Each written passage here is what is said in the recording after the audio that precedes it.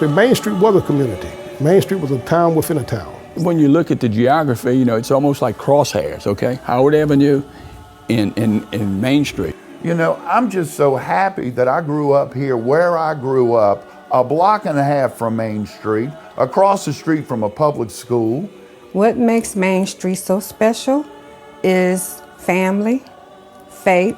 You know, you didn't even lock the front doors or anything as you would now. Oh, boy.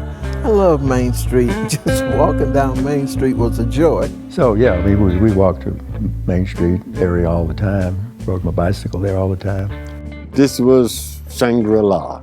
I remember when Main Street used to be paradise. Main Street runs south to the Gulf of Mexico and north all the way to Back Bay, Biloxi, approximately 1.5 miles. So if you go 4 or 5 blocks east side of Main Street, you've really got the heart of old Biloxi, black and white community. But the heartbeat of our thriving black community was situated north of the track, just behind the predominantly white business district of Biloxi. It's where we played, prospered, in a historic neighborhood we call Back-A-Town. When I would cross the track southbound to go to Howard Avenue to shop, it wasn't as comforting as it was in my area of Main Street. This, Greg called it a Shangri-La, and it was. We had everything we needed here in Biloxi and here on Main Street. We didn't have to go nowhere else for anything. So it was also, like I said, it was a time of the blues, and it was also joyful. Fun, faith, family, food, free enterprise, and more were interwoven threads of the rich fabric of life on Main Street. And we all came together as our little community here on Main Street to make something that our children would reflect on when they grew up, that they would have something that they could be proud of by living here on Main Street in Biloxi. So come with me as we explore the joys, the blues of Biloxi's Black Main Street. And now, ladies and gentlemen, from the main studios of WLBG, Channel 3, in living color, the sounds of soul. I don't ever remember growing up in Biloxi without music. Be it music coming from bands on Main Street or coming out of every house from a record player. Every time you walked past a house with the front porch, there was something in the way of music. Oh boy, there was a record shop. When you walked down the street, you heard the latest record, the 45s, you know. Here, there was a constant beat like the cadence of a real good blues song. Throughout Main Street, you were hearing everything from the Drifters to the Ink Spots to the Temptations, and a whole lot of Little Milton, B.B. King, and Bobby Blue Bland. I mean, I was somewhat envious of the Main Street clubs because I really wanted to go there and would have been welcome there. Okay, Main Street was inundated with juke joints. From right here where we are now to the railroad track was no less than about 7 or 8 juke joints. Jim Crow was bad. This was the beginning of the end of it, and I think the music helped us get, at least helped the white people get there, and because young whites and young blacks were all listening to the rhythm and blues, mostly from New Orleans, but the whole region. That was the regional music, and that's what we wanted to imitate, at least the white kids. Main Street Biloxi was a common stop on the chillin' circuit. This blues trail marker celebrates the clubs that jam to the blues and jazz that made music history. People would be coming from the laundry, the cleaners, with the outfits that they were gonna wear. That night, they would be dressed so, because I had older sisters too, you know. And they getting so dressed up like they were going to church. And the thing I always remember about Main Street, it's the black Bourbon Street. And the difference between Main Street and Bourbon Street is that the people on Main Street were dressed better. Several lounges. I mean, there was lounges on both sides of the street. Some of them I did. My favorite ones was the Shalimar, the Blue Note, and the Torch. Yes, the music was a combination of all genre. You had rhythm and blues, you had soul music, you had dancehall, down home blues, and then you had jazz. So it encompassed all areas of music. And it was like a melting pot. Well, yeah, he knew, the Rock and Rebels. That sort of gave the string. Bun Blessy taught through the schools. When he was in the schools, he taught Bun was a bass player. And Bum used to come down and do the jam sessions on Sunday at the Torch. It was inundated with blues up and down this street. Long before rock and roll was a big thing, blues was it. It wasn't just the blues. Clubs and churches coexisted. It was not unusual to hear Sugar Billy at the Little Apple, while across the street, you heard Onward Christian Soldiers. People would have their windows up, and the radios would be on, but all of them playing gospel music, gospel songs.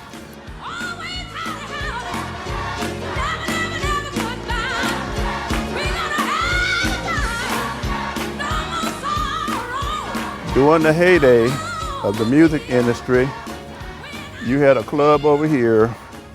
That club was the Shalimar.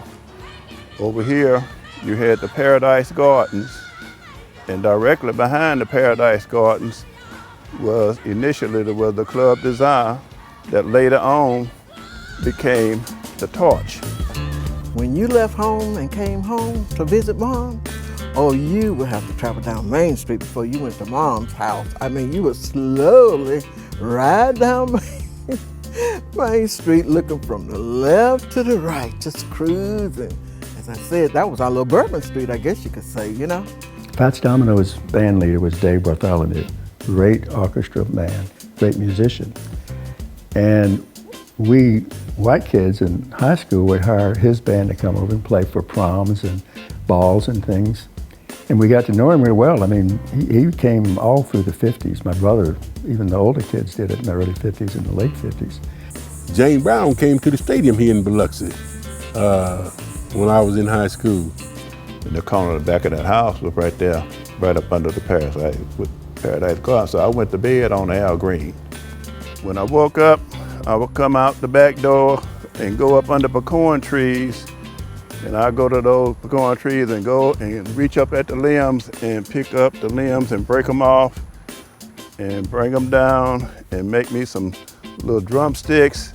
Then I'll turn around and go in the back door and go steal my grandmother pots and pans while she's being a domestic maid and not home. And then I'll come back out and I'll practice what I heard. That's where it all began. A lot of my friends were from the quote-unquote big cities, Chicago, New York, all this kind of stuff. Man, your town ain't got nothing on my hometown. Your hometown ain't got nothing on mine. You come on, go home with me. And I would always time it to get into Biloxi about 11 o'clock on a Friday or Saturday night and go to Main Street, in particular the Blue Note. And it would be people in there just like that. And it got so good, and when I was in college, that I had to put names in the hat to see who was gonna ride home with me.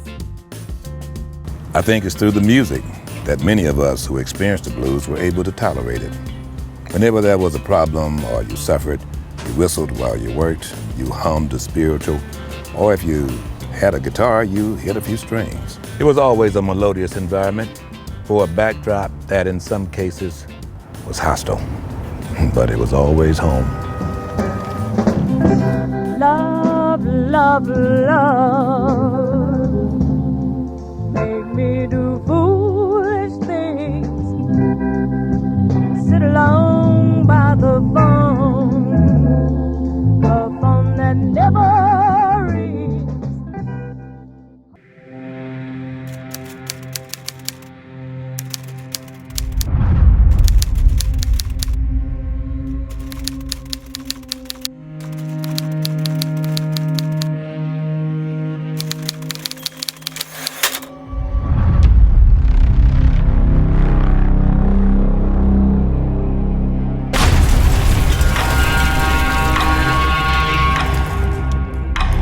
It's October 1962.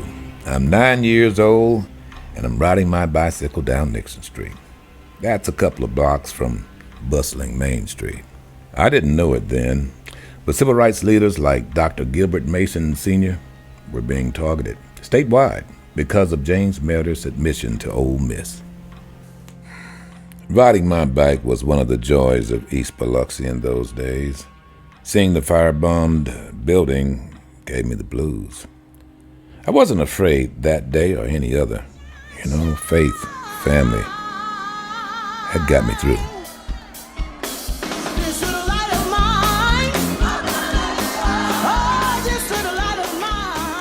The folks on Main Street always counted on faith and family.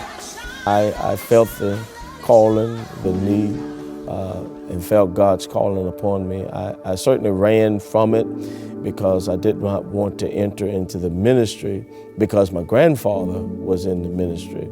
But the Lord had other plans. My family as a whole, my kids and wife, they're all Catholic. And they grew up right in our Mother Sorrow's Catholic Church.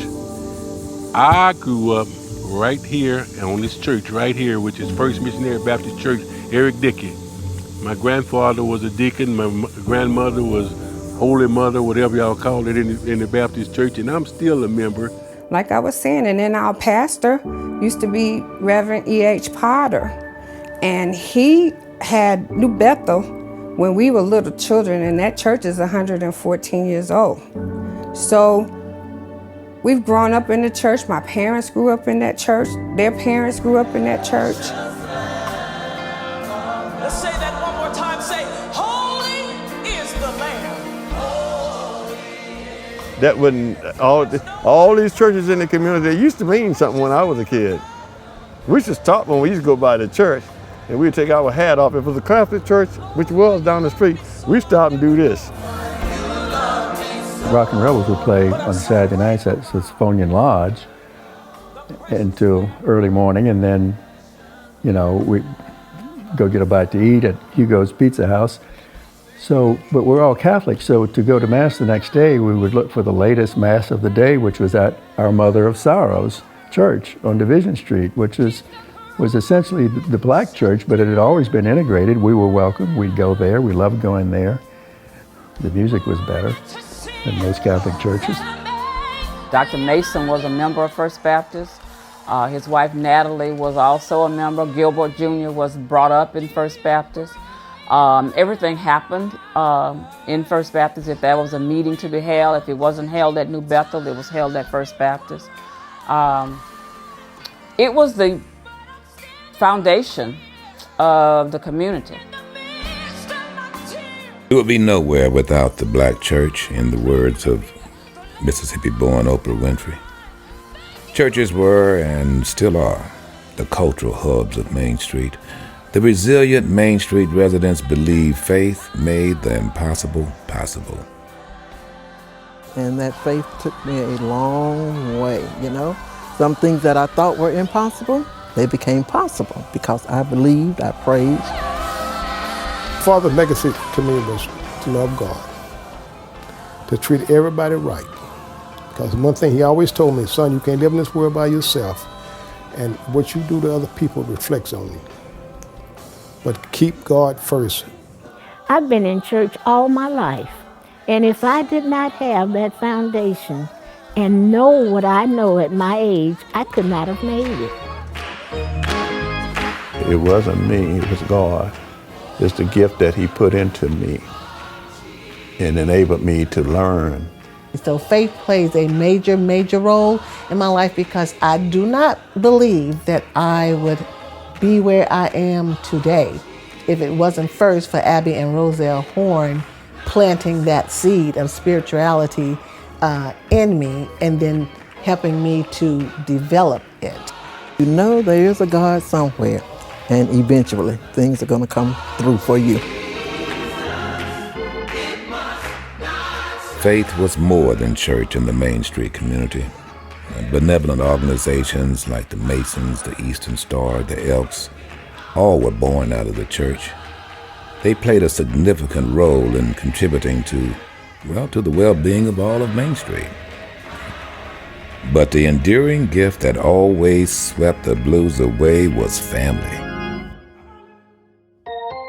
I come here often to the Pauper's Graveyard in the Biloxi Cemetery. I come to honor my grandfather, Cornelius Kemp Sr. I called him Boot. Even though I didn't know him very well, he gave me so much.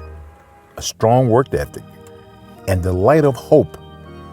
I won my first election by, I think, 3 or 4 votes and served 4 years. And of course, he passed in the midst of that first term.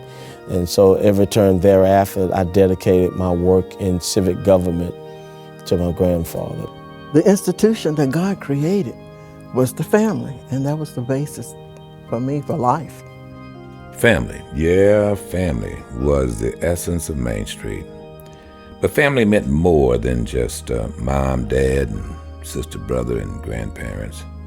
Family included reverence and respect and responsibility for others. The kind of takeaway from my growing up in this community here had to do with reverence for elders and for one another. You got to understand, my father being blind for all those years, and it was my job to be his eyes, to do everything, and to dress him, to make sure he looked his best. Family and friends, everybody took care of everybody. If it was elderly people in the neighborhood, my mother would go and take their blood pressures and do things for them that a nurse would do that would charge money. When we were kids, if we were hungry, we can go to anybody's house and get something to eat and didn't have to even knock on their door. If we were poor, we did not know it. I never went without a meal. I never slept outside like I see some people now. I can remember easily riding my bike up and down the streets and going different places. And the first thing an adult will say, your parents know where you are? And that was one of my biggest one of my biggest fear. Yeah, she know where I'm at. They would go and pick up the phone and call her. Do you know where your grandson is? No, where is he? He way over here. And they come out and ask me, you better get home. Your parents don't know where you are. But that's the sort of freedom that I had, and I enjoyed it. Those values that I inherited from my grandparents, Booker and Macy Gatlin, I don't know if I would have been the person I am today without that and this community giving me what they gave me.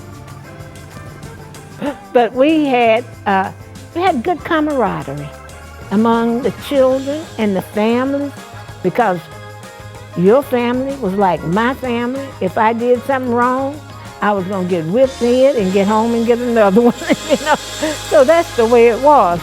Glory, glory, hallelujah, since I laid my burdens down.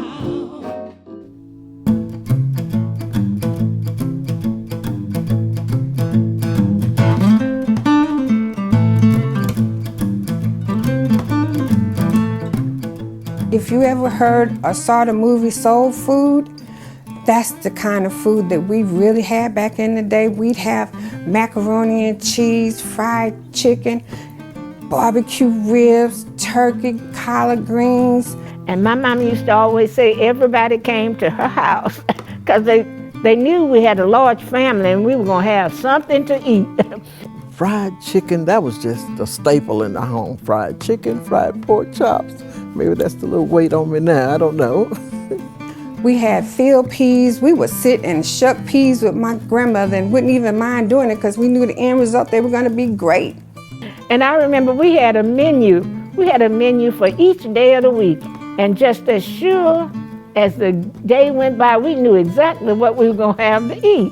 And the older ladies, you had fish fries and chicken fries, and you can get a chicken dinner for 50 cents.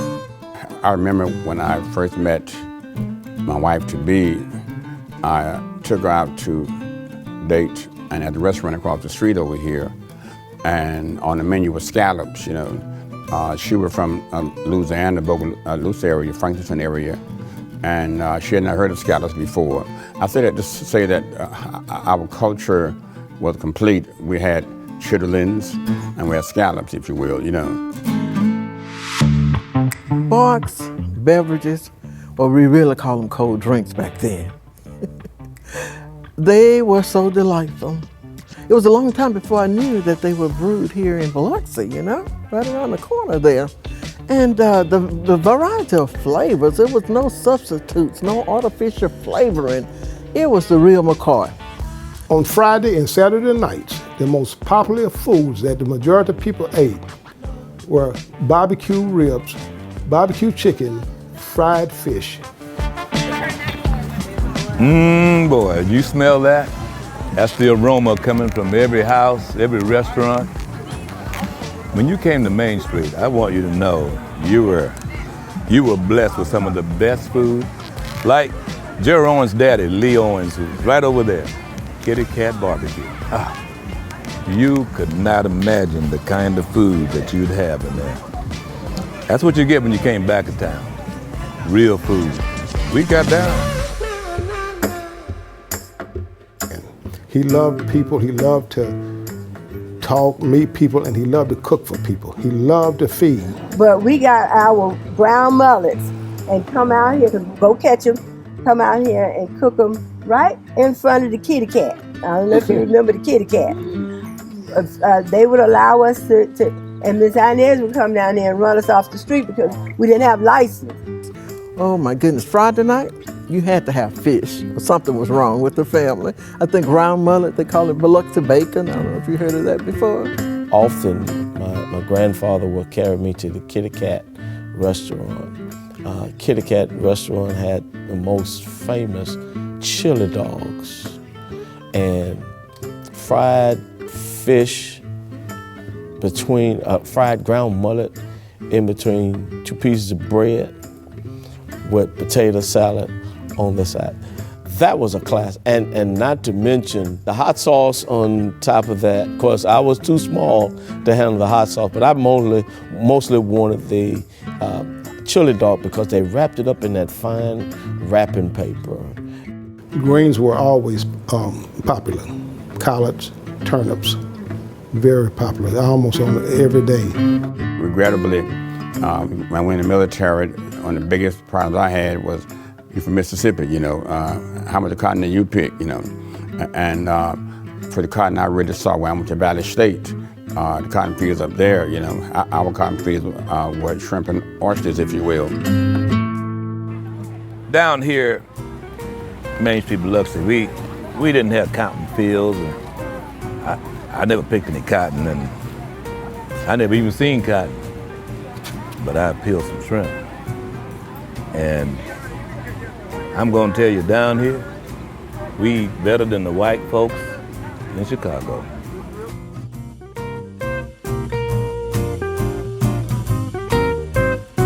Shrimp and gumbo. Oh, you were with Queen Elizabeth if you had that. You were Buckingham Palace eating at the table with the Queen. We used to go to Bob's down there, and Bob and Mary used to give us bones. Remember? They get big bone, they cut meat up, and they would give people and food. Right here. And lamb is right there, but they would give kids. We wasn't begging. No. They would just give it to people from throwing away. And we used to put them in a fish net, and we go in the back bay and put the tie string around the bones and catch a bag of crabs, and we'd bring the crabs back, and the old ladies would cook gumbo. My dad and I used to go fishing on the old railroad bridge in East Biloxi. And we'd go there because it was easy to chum the barnacles off and catch sheephead. And so we'd have so much, you know, fresh seafood then we couldn't eat it all at one meal. So I would go on my bicycle to Main Street and sell sheephead. And I'd go in, this is daytime now, and I'd go in some of the clubs there that were bars and you know, sell a string of sheephead, a long string of sheephead for 25 cents, which was a lot of money to me. And we should ride turtles, sea turtles, all day. My grandmother would keep a cauldron hot, and we'd ride the turtle until it got tired, and we'd ride the turtle to the pot and boil and take the shells, and Grandma would make a turtle soup out of it.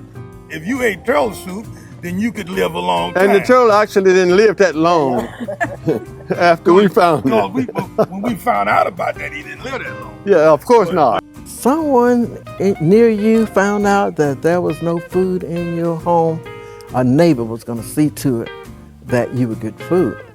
Keesler would let their airmen come to our church on Sunday, and for some reason, I think they let word of mouth, and they would come to my grandmother's house and eat dinner every Sunday after church. It was all types of airmen. I thought I wanted a boyfriend for an airman because there was so many of them. When we were kids, if we were hungry, we can go to anybody's house and get something to eat and didn't have to even knock on the door. This cat here ate at my house almost more than I did.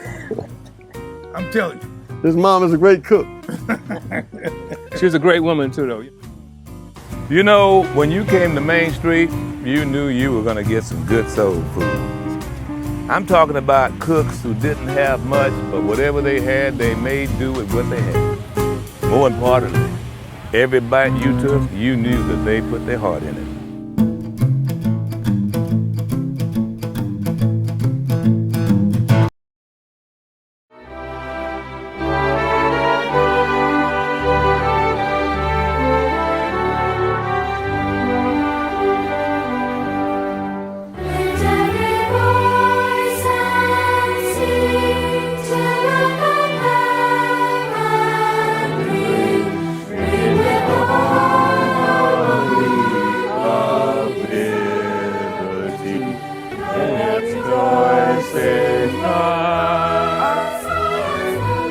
I will to this day, and I will do it to the day I die, that I do not regret graduating from a segregated school.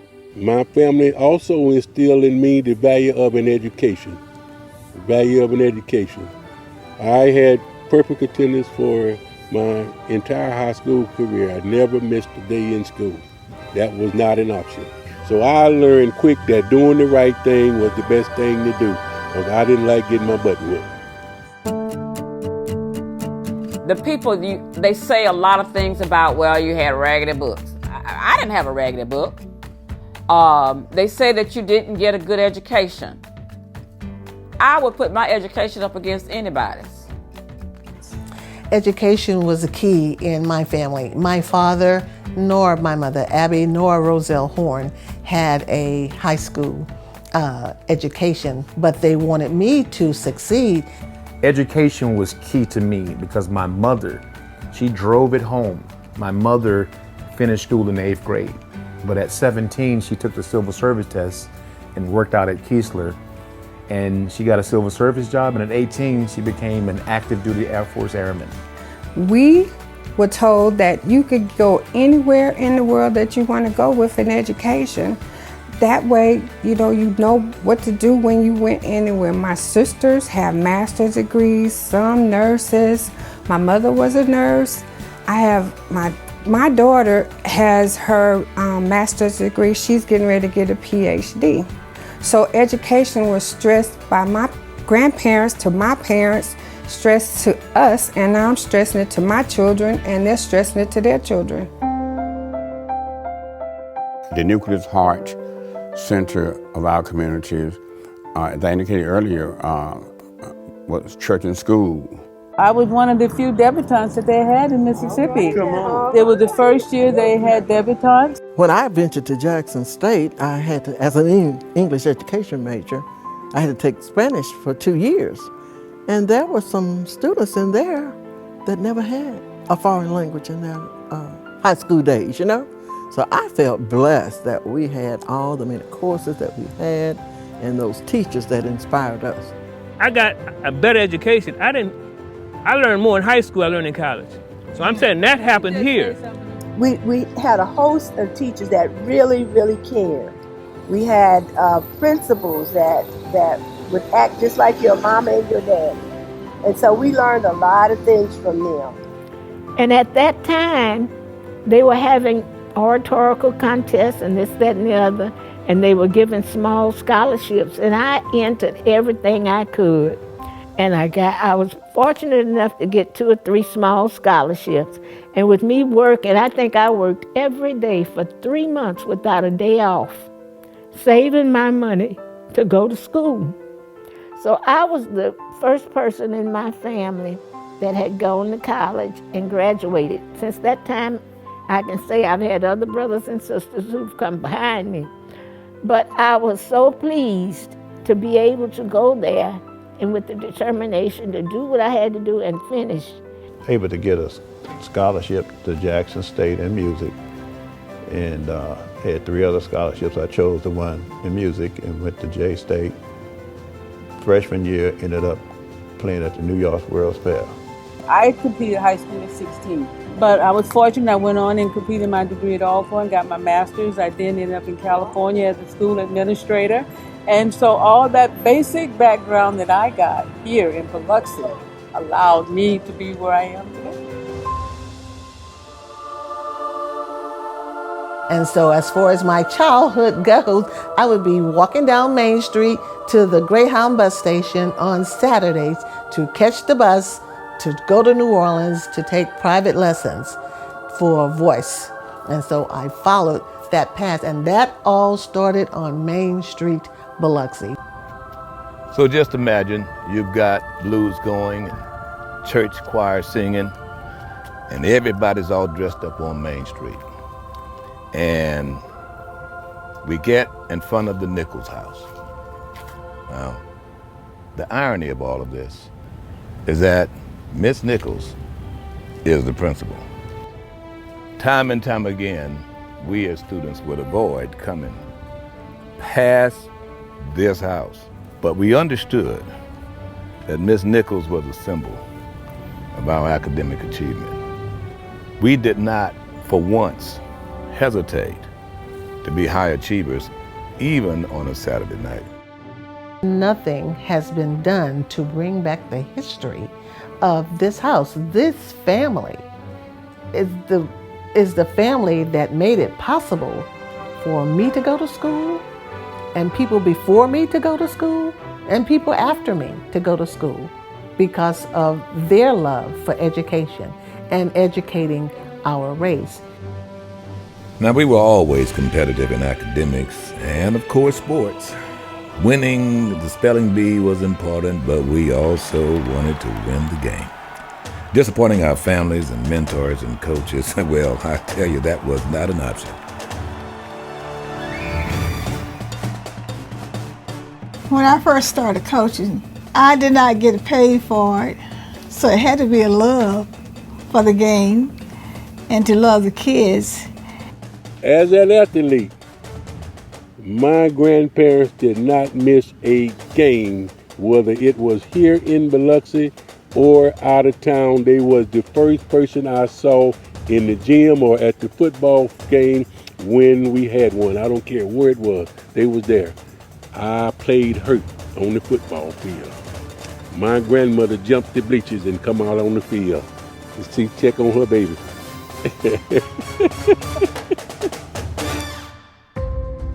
Because we couldn't go to the beach to swim, but we did have our own swimming pool, which is very unique on the Gulf Coast, almost anywhere, for black community to have a swimming pool right behind our school, as a matter of fact. And when I wanted my girl to become better, when my girls made a mistake, I would tell them what kind of mistake they made, what they have to do in order to rectify this. You can't get it all back at one time. You play the entire game and it will come to you. I think sports brought us together. I played basketball as a starter, and he played basketball from the bench. From the bench. I didn't like basketball. It was baseball that brought everyone from everywhere to Main Street. Thanks to Roselle Horn and the Biloxi Dodgers, man, I loved to watch my Uncle JJ play center field. We, as being a member of the Biloxi Dodgers, we had to give something back to the kids in the community, and this was a way of doing it.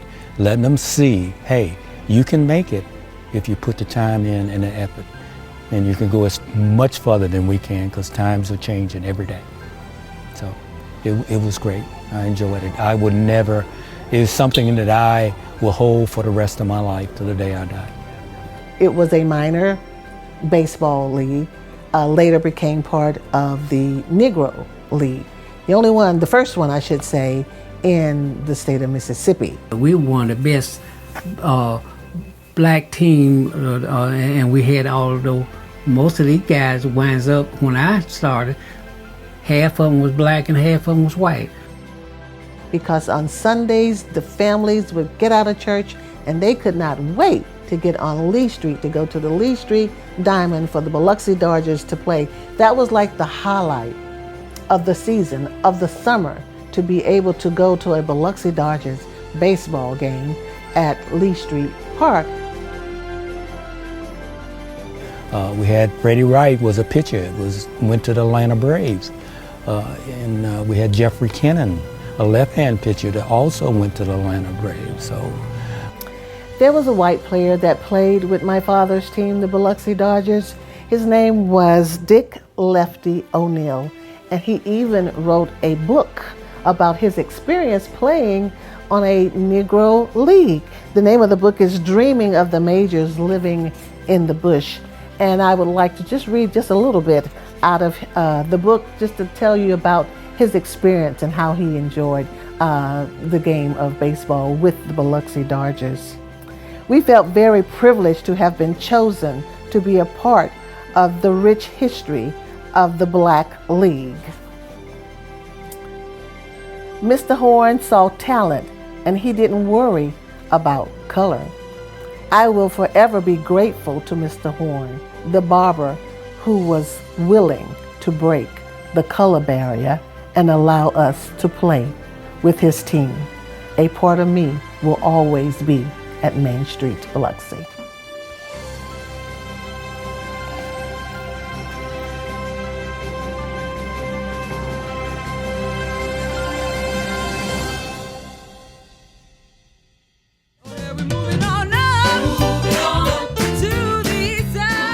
Yeah, I moved my business 4 times, and each time I was moving on up, like the Jeffersons.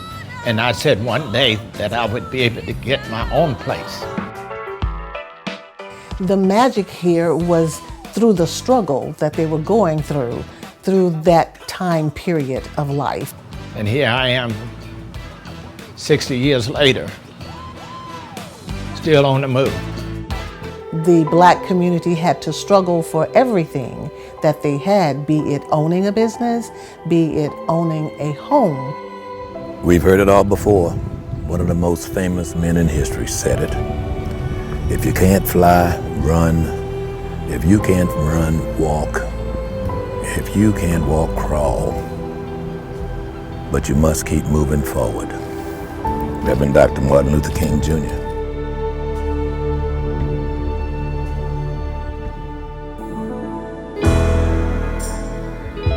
Oh yeah, Tyrone's was definitely the happening place because Tyrone was the center of all the barbers' world. If you were a barber back in that era, you wanted to go cut with Tyrone, it was a privilege. So he mentored myself and hundreds of other kids from East Biloxi. And all the young people my age were going to Mr. Tyrone. I kept saying, Daddy, I want to go. But I want you to get in and I want you to get out. If you went to Tyrone, you're going to be there all day long.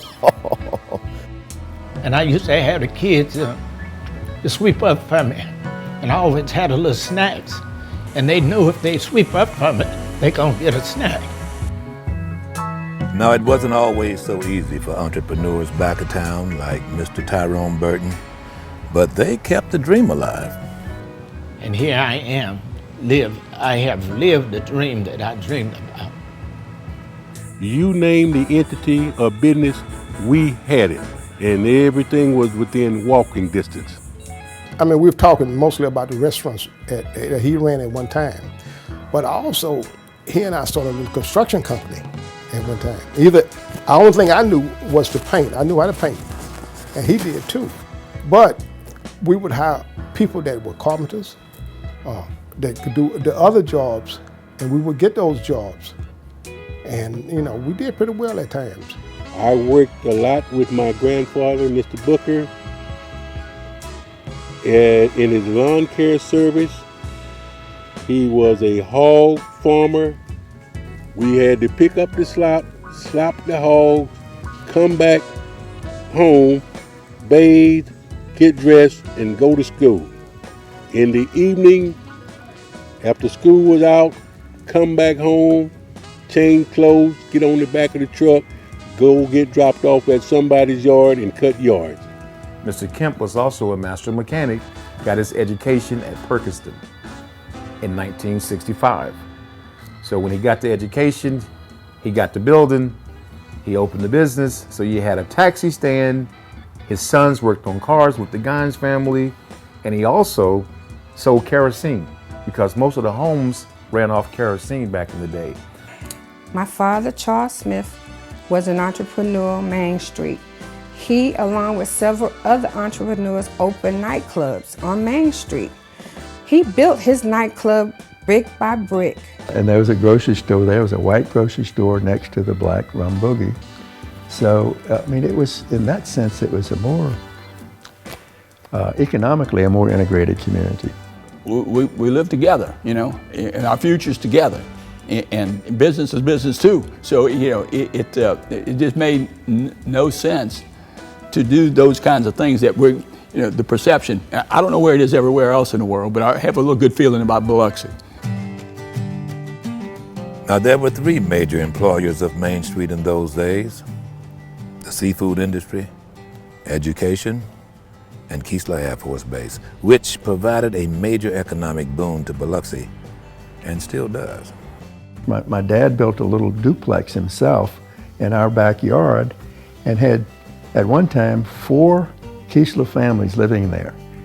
But the airmen had to be back at a certain time. Now, to get back on base, they had to have transportation. That's where my grandfather came in at, Cornelius B. Kemp, Kemp Cab, the city's first ever African-American cab service. The military was leaders among civil rights because they were integrated by direction of the President of the United States to defend our country, which they did. And so even during the 50s and the 60s, before we had complete integration, that was a shining example of America doing the right thing.